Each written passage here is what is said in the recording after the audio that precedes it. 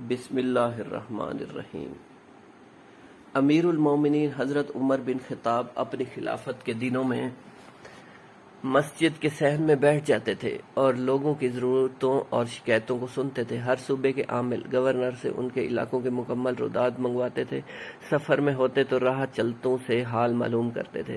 رات کو مدینہ منورہ کی گلی کوچوں اور بازاروں میں گشت لگا کر وہاں کے رہنے والوں کی خبر گیری کیا کرتے تھے۔ ایک رات آپ معمول کے مطابق حضرت ابن عباس کو ساتھ لیے مدینہ منورہ کی گلیوں کا گشت کر رہے تھے۔ رات کافی ہو چکی تھی، مکانوں اور خیموں کی روشنیاں گل ہو چکی تھی۔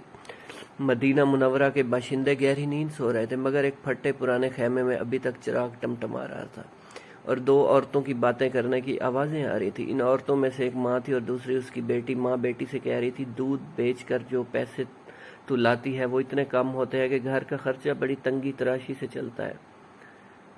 میں جب تیری عمر کی تھی تو دودھ میں پانی ملایا کرتی تھی اور بڑے آرام اور آسائش سے گزر بسر ہوتی تھی۔ بیٹی میری مان اور صبح سے دودھ میں پانی ملانا شروع کر دے، 4 پیسے زیادہ آئیں گے تو گھر کی حالت تو سدھرے گی۔ بیٹی ماں کو ٹوکتے ہوئے بولی کہ پھر ماں کو سمجھانے کے انداز میں کہنا شروع کیا، اماں جب دودھ میں پانی کی ملاوٹ کرتی تھی اس وقت تم مسلمان نہیں تھی، الحمدللہ اب ہم مسلمان ہیں، لہٰذا ہم دودھ میں پانی نہیں ملا سکتے۔ ماں بولی، آخر اس میں حرج ہی کیا ہے؟ دودھ میں پانی ملانے سے اسلام پر کون سا آنچ آتی ہے؟ بیٹی نے ذرا سخت لہجے میں کہا، اماں کیا ہو گیا ہے تمہیں؟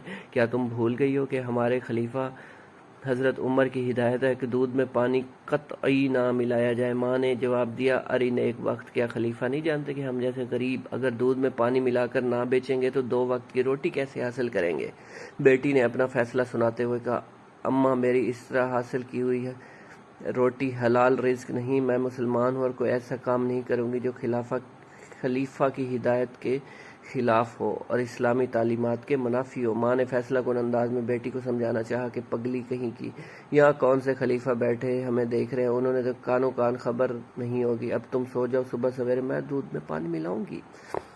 تو میرے پیارو، بیٹی تڑپ کر کہنے لگی، نہ اماں نہ، خلیفہ نہیں دیکھ رہے تو کیا ہوا، اللہ تو دیکھ رہا ہے۔ دوستو، اس کے بعد خیمے میں خاموشی چھا گئی، چراغ بجھا دیا گیا، ماں بیٹی بستر پر لیٹ گئی۔ دوسرے دن صبح ہوتے امیر المومنین حضرت عمر نے اس لڑکی کے گھر ایک شخص کو دودھ خریدنے کے لیے بھیجا۔ دودھ کا معائنہ کیا، دودھ خالص تھا، اس میں پانی کی ملاوٹ قطعی نہیں تھی۔ حضرت عمر نے اپنے رات کے ساتھی حضرت ابن عباس رضی اللہ تعالیٰ عنہ سے دریافت کیا کہ ایسی نیک کردار اور اللہ سے ڈرنے والی مسلمان لڑکی کے لیے کیا انعام ہونا چاہیے؟ حضرت ابن عباس نے رائے دی کہ اسے کم از کم 1000 درہم انعام میں دیے جائیں۔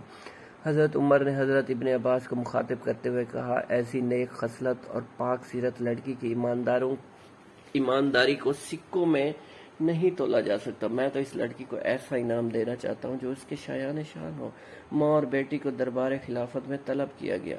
رات کا واقعہ دہرایا گیا، ماں کے چہرے پر ہوائیاں اڑنے لگی اور بیٹی کا چہرہ صداقت کے نور سے جگمگا اٹھا۔ حضرت عمر نے لڑکی کو مخاطب کرتے ہوئے کہا، اسلام کو تم جیسی بیٹیوں کی ضرورت ہے۔ مسلمانوں کا خلیفہ ہونے کی حیثیت سے میری خواہش ہے کہ میں تمہیں اپنی بیٹی بنا لوں۔ حضرت عمر کے 2 بڑے فرزند حضرت عبداللہ اور حضرت عبد الرحمن کی شادی ہو چکی تھی، مگر آپ کے تیسرے فرزند حضرت عاصم کی شادی نہیں ہوئی تھی۔ حضرت عاصم قدور اور حسین شخصیت کے مالک تھے، اپنے وقت کے اچھے شاعر تھے، عالم تھے اور اسلامی اخلاقی اور سیرت کا نمونہ تھے، لہٰذا اس پاک باز لڑکی کا نکاح ان سے کر دیا گیا۔ خلفائے راشدین یعنی حضرت ابو بکر، حضرت عمر فاروق، حضرت عثمان غنی اور حضرت علی کرم اللہ وجہہ کے بعد اگر کوئی خلیفہ مذہب کی مجسم تصویر تھا تو وہ حضرت عمر بن عبدالعزیز تھے، اور آپ اسی صاحب کردار، نیک سیرت اور دودھ میں پانی نہ ملانے والی خاتون کے نور سے تھے۔